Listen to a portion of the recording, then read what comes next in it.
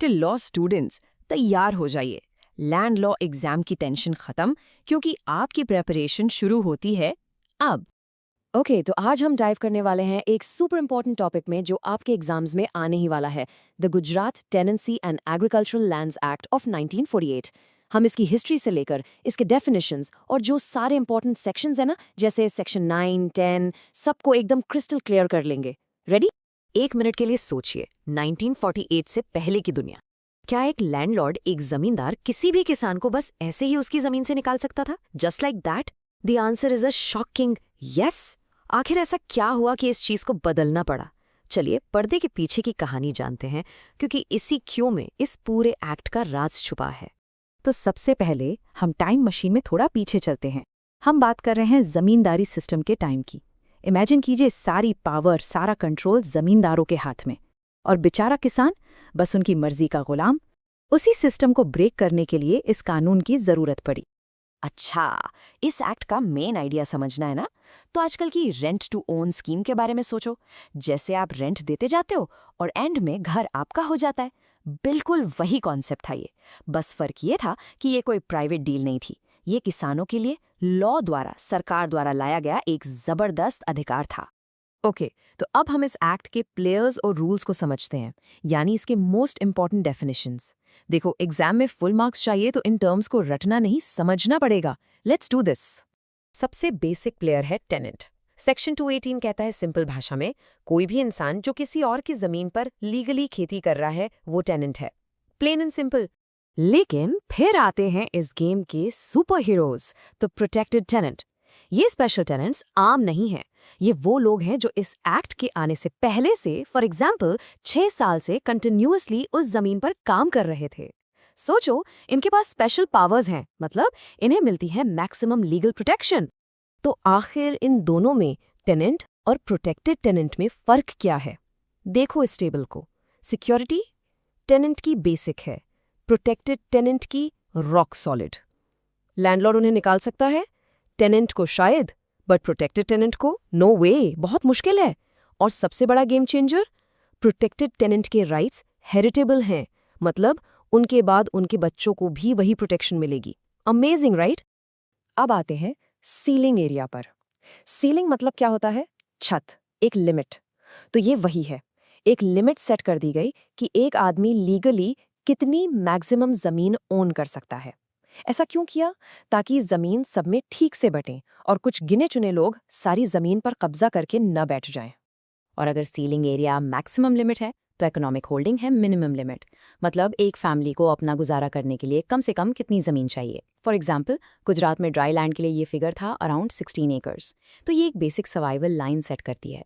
चलो, अब एक प्रो टिप ले लो जो आपके आंसर को बाकियों से अलग बना देगा। अपने एग्जाम में ये जरूर मेंशन करना कि सीलिंग एरिया और इकोनॉमिक होल्डिंग जमीन की क्लास पर डिपेंड करता है। मतलब क्या जमीन क्लास ए की है, बी की है, सी की है? ये क्लासिफिकेशन इरिगेशन जैसी चीजों पर बेस्ड होता है। ये पॉइंट डाल दिया ना, एग्जामिनर समझ जाएगा कि आपने गहराई से पढ़ा है। ब्राउनी पॉइंट्स पक्के। अब बात करते हैं पैसे की, यानी रेंट की। सोचो, पहले जमींदार जितना मन चाहे उतना रेंट मांग लेते थे। किसान बेचारा क्या करता? इस एक्ट ने इस मनमानी पर लगाम लगा दी। रेंट के लिए क्लियर कट रूल्स बनाए गए। देखो, सेक्शंस 8 और 9 में क्या लिखा है? मैक्सिमम रेंट लैंड रेवेन्यू का 5 गुना, मिनिमम लैंड रेवेन्यू से कम नहीं, एकदम क्लियर। और सबसे important, the payment method, cash only. फसल नहीं, सर्विस नहीं, सिर्फ कैश। ये बॉन्डेड लेबर यानी बंधुआ मजदूरी को रोकने के लिए एक मास्टर स्ट्रोक था। तो अब आप सोच रहे होंगे कि टेनेंट्स को इतनी प्रोटेक्शन मिल गई तो क्या उन्हें कोई निकाल ही नहीं सकता? क्या टेनेंसी परमानेंट हो गई? Well, not exactly. इस एक्ट ने लैंडलॉर्ड के लिए टेनेंसी खत्म करने के और टेनेंट के लिए टेनेंसी छोड़ने के लीगल रास्ते भी बनाए हैं। लैंडलॉर्ड टेनेंसी टर्मिनेट कर सकता है, पर इसके लिए एक स्ट्रिक्ट प्रोसेस फॉलो करना पड़ेगा as per section 14। Step 1, tenant ने 3 साल तक रेंट ना दिया हो। स्टेप 2, लैंडलॉर्ड 3 महीने का रिटन नोटिस दे। स्टेप 3, मामलतदार के पास एप्लीकेशन जाए। स्टेप 4, मामलतदार इंक्वायरी करेगा और अगर सब सही पाया गया तभी and only then step 5, possession order pass होगा। ऐसा नहीं कि मन की ओर निकाल दिया। अब एक और सिचुएशन देखते हैं, सरेंडर ऑफ टेनेंसी। इसका मतलब है टेनेंट ने अपनी मर्जी से अपने राइट्स गिव अप कर दिए, लेकिन यहाँ एक बट है, लॉ इस मामले में बहुत स्ट्रिक्ट है। क्यों? क्योंकि पहले लैंडलॉर्ड लोग मसल पावर से डरा धमकाकर किसानों से सरेंडर साइन करवा लेते थे। इस जबरदस्ती को रोकने के लिए सेक्शन 15 ने 3 गोल्डन रूल्स बनाए। रूल नंबर 1, सरेंडर रिटन में होना चाहिए। रूल नंबर 2, मामलतदार टेनेंट से अकेले में मिलकर वेरीफाई करेगा, पूछेगा भाई तुम पर कोई प्रेशर तो नहीं है।